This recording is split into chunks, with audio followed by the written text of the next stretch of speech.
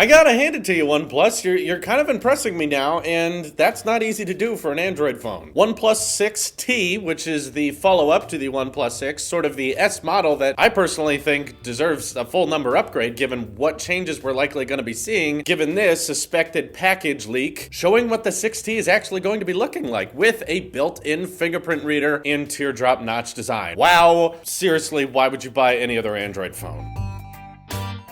So I don't know if you guys were aware of this, but while Samsung is definitely the king of Android right now, they're the best-selling Android smartphone manufacturer on the market, it's definitely not their premium models. It's definitely not the Galaxy S9 or the Note 9 that is flooding the market and taking up 20% of users' smartphone purchases. Most of their phones are the J series, the A series, the $200 phones that are very popular overseas. But even in other countries, the current OnePlus 6 is in fact outselling the Galaxy S9. Yes, Samsung, it's not just Apple that makes phones with notches that outsell your phones in many countries. But with the OnePlus 6, it honestly makes no sense as to why you would want to buy a Samsung phone in some of these other countries when you can get a very premium experience for a fairly budget price and get that stock Android feel you look for in something like a Pixel phone. No, OnePlus probably won't have as stock Android experience or as exclusive features as a lot of what Google includes with the Pixel phones, but the OnePlus is so much cheaper than both the Pixel 2 and Pixel 2 XL. And I think it's a much better design. Now, I have not used a OnePlus 6 personally, but when I was down south visiting John Morrison, he had that product red OnePlus 6 that he used in some of his more recent videos, and I have to say, that is a pretty good looking phone. I know that it's missing things like wireless charging, and it has a chin and a notch, which some people don't like, that OnePlus kind of always is tracking in the footsteps of Apple. Regardless though, I'm glad that since OnePlus 5 days where the phones looked like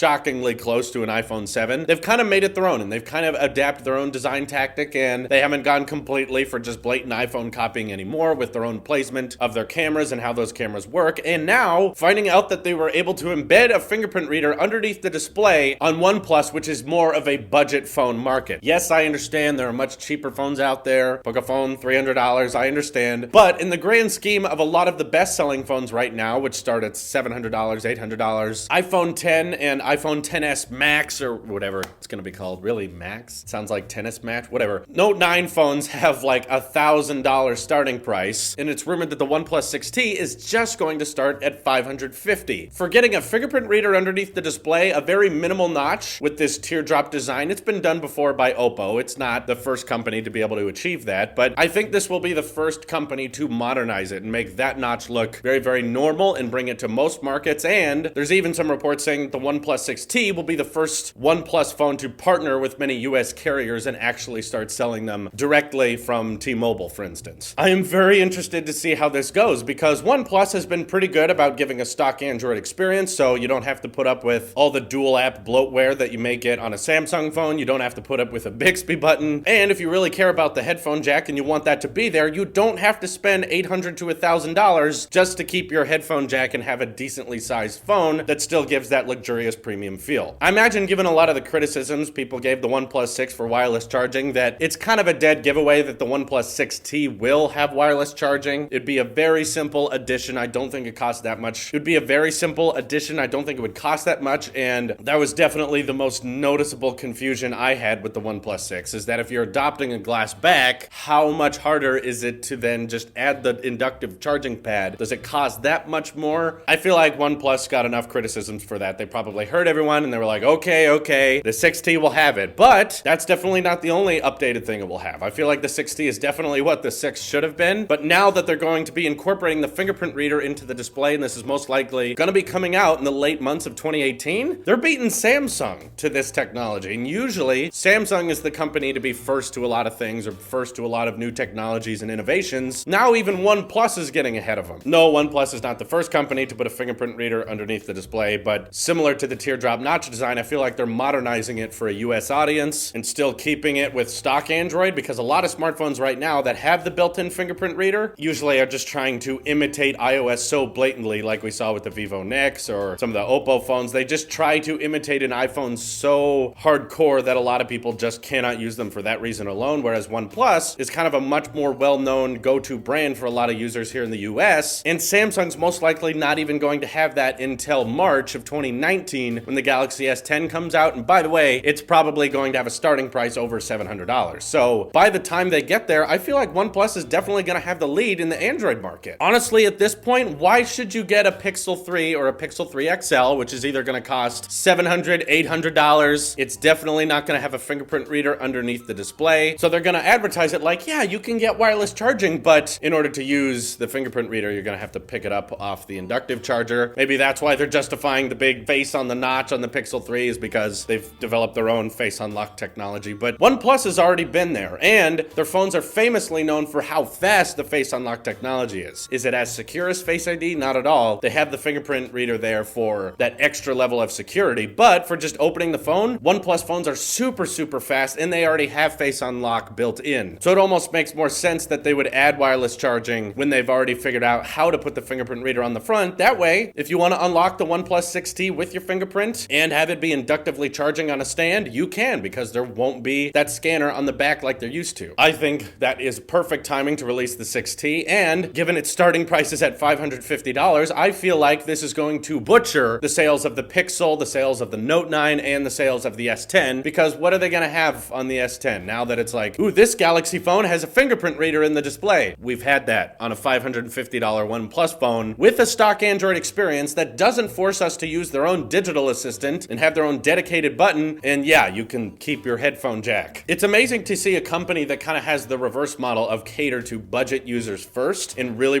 listen to their audience and then grow their business that way, because usually you find companies like Tesla which have to make the expensive car first and then use that money to make a less expensive car and then use that money to make a even less expensive car and so on. OnePlus kind of had the reverse of that, which is interesting, and no doubt they are winning this game, and I do think that OnePlus is going to cause a major dent in the Android market overseas and here in the US if they can really get a good fingerprint reader underneath the display, wireless charging, decent camera, and keep that starting price of $550. Even if it needed to be pushed to $600, I still think they would have a leg up on the competition, and a lot of people are going to go with OnePlus over the S10 or the Pixel 3, and I'm anticipating OnePlus to quickly become the new king of Android in a few years. Samsung will definitely have them beat in the budget market for a long time, so this kind of conversion process isn't going to happen overnight, but either way, Samsung, you should be worried. You should be worried that there's so many other companies out there making Android phones that do a couple things better than you and are able to do it for a fraction of the price. What do you guys think of the OnePlus 6T? Maybe this leak isn't real. If you think so, definitely let me know in the comments below. This is your Apple Sheep here, and I will see you in the next one.